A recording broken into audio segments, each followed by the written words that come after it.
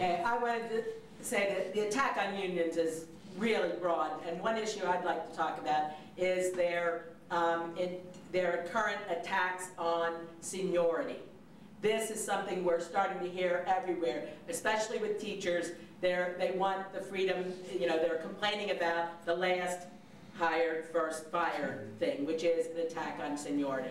And I know you're young, and you don't think you'll get old, but as well. And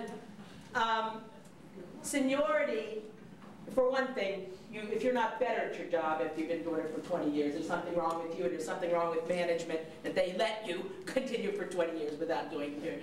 But the real thing is, if you've been there a while, you're being paid more than the beginning people. Believe me, if they can abrogate seniority in all the union contracts, they will fire everybody who's being paid more and hire only new people or keep only the people paid less. This is a race to the bottom, and I hope that everybody will really support seniority rights, because I think you'll find when you've been in a job 10 years that you think that you should stay before the guy who was hired last year. That's like I said, that they taking the collective bargaining rights away from the 98,000 teachers in Wisconsin will hang a target on the backs of the most experienced teachers, the teachers that have been there longest, because they're the ones that make the most money. And there is a dirty little secret that a lot of school boards and a lot of school administrations, and I hope I don't offend anybody here by saying this, they don't really care how well you teach. They just care, or what experience you have. They just care about if you play the team, if you're a team player. That's the phrase they use. And teachers that speak out, or teachers that have new ideas, or teachers that are going to come up with strategies or concepts that are somehow going to shake the establishment, they're not well thought of sometimes. So you're absolutely right. And when he wants to take away collective bargaining, and he says, you're not going to be able to bargain for working conditions, one of the principal working conditions in the classroom is the size of the classroom. And by the way, don't let anybody tell you that class size does not make a difference in the quality of education. And I can cite for you, just for the education majors, they might want to look this up. And that is Fidel de Capin. It was March of 2002, an article by Jeremy Finn that detailed the research on class size. And of course, that's something else they'll go after, because if you have larger classes, you need fewer teachers, and that costs you less money. Our telephone company is a co-op.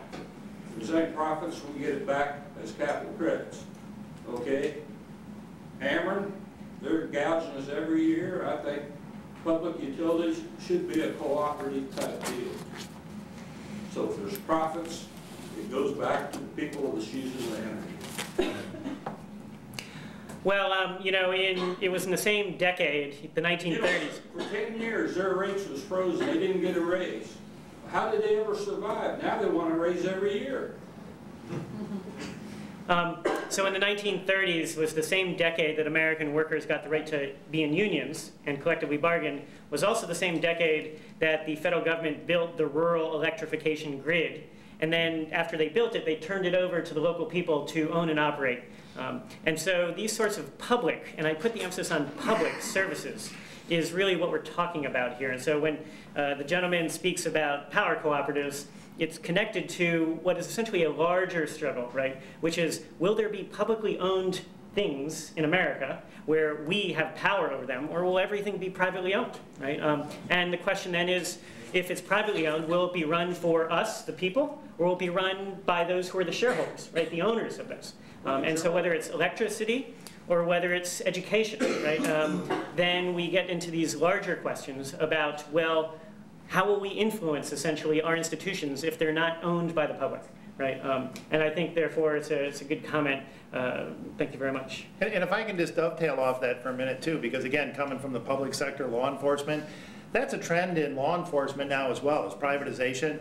It hasn't hit municipal agencies as much as it has counties, because where we see this mainly is jails. So for example, the health care, meal service providers, where those were county jobs. Now that's privatized. And a lot of that it also has to do with getting around certain things that the union fought to get. So for example, benefits. And if I can just throw one more thing on to dovetail on what Martha said, and this is aimed primarily at the younger generation, what I'm seeing, at least in our discipline, the focus is on the dollars and cents. What's the salary? Hey, this town's looking for a police officer. Oh, I don't want to go there. I can go to Naperville and start at $52,000. Of course, you're going to pay $1,200 a month for a one-room apartment too. But my point is, I say, well, what about the benefits? I don't care about the benefits. What's their health care like? Hey, I'm fine. I'm 21. I'm not healthy. I had a friend who was 31 at the time, was in a car accident, not his fault, in a coma for a little over a month. He can no longer work. And again, he was of the same mind. Who cares about benefits? I don't care about benefits. To this day, he's like, what a fool. I'm glad we didn't bargain that away, because that was one of the things that when the union was saying, okay, you want more money, or you want this, or you want that, what are you going to give up in turn? And they were trying to take away part of the health care stuff. So I think you're right on with that too, because going back to what you just said, is privatization is another way of circumventing that. Well, and especially in Wisconsin, right, where in fact teachers and other public sector workers have negotiated lower salaries in exchange for more generous benefits, and then those benefits are attacked. People are saying, whoa, look at those sweet healthcare deals. It's like, well, we negotiated. That's what a union does, right? We, in fact, accepted lower salaries so that we could get these other things. And then it therefore seems like unions have, again, these sort of fat cat rich public sector workers, when in fact they've done what any smart union does, right? They have negotiated well for their members and made a choice. We're going to accept a little less money because we believe that these other things are vital, right? And now essentially the rules are being changed, and folks are being attacked for that, and that seems unfair. I think Jim had a comment. I want to add to, going off the privatization movement that's been going on. Obviously in education we've got the charter school movement and some of the for-profit education models that are also have been introduced. And one of the things that a lot of those companies and firms are able to do is they'll come in and they'll be able to hire the least experienced teachers, fresh out of college, and for economically for a smaller and pay them smaller wages, and without the benefits or the substantial benefit packages. And one of the things that right now is a say as necessarily a fad, but the charter school movement there's some mixed messages within it. I mean, one of the things that we've been struggling with in American education for the last 150 years is this idea of educational reform. And some people call it fads, some people call it fetishes, but yet we know that there's something that is good about the public schools. And that's one concern, particularly when the governor of Wisconsin wants to look at more of the, whether it be the charter school models or some of the other programs in Milwaukee that have been somewhat highlighted. Bill. I was wondering if the panel might address the issue that this has been, I think it's an attack against the weak. It's an attack of the strong against the weak, in that most government employees, the majority of government employees are women. And this is especially true because most teachers are women. And that this is actually, what's going on in Wisconsin is also quite possibly a setback for the gains that women have, struggled for almost, well, at least a half century now, to raise their pay, to get better health care, and that by, attacking the public sector unions, you're in fact impoverishing an already impoverished group and disempowering an already disempowered group. I just want to reply to that. So, as the labor historian in the House, 50 years ago, the average union member looked sort of like me, right? He was a white guy, although, and I guess I'm wearing a sort of blue-collared shirt, probably worked in a factory, right? Very likely worked for the United Auto Workers or some other manufacturing facility.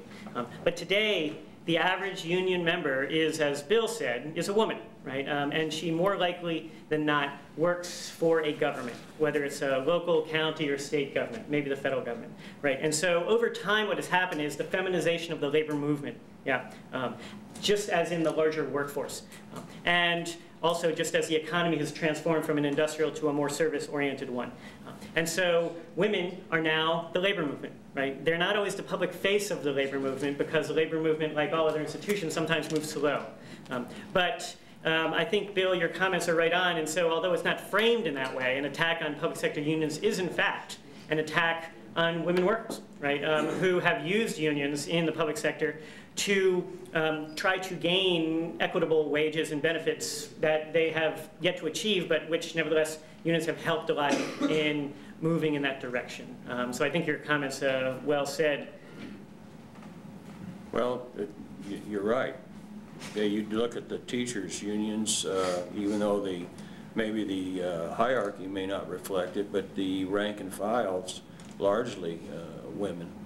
And even when we went to Madison, even in the trade unions and the what's left of the industrial unions, the people that organized the bus and got everything ready, they were all women.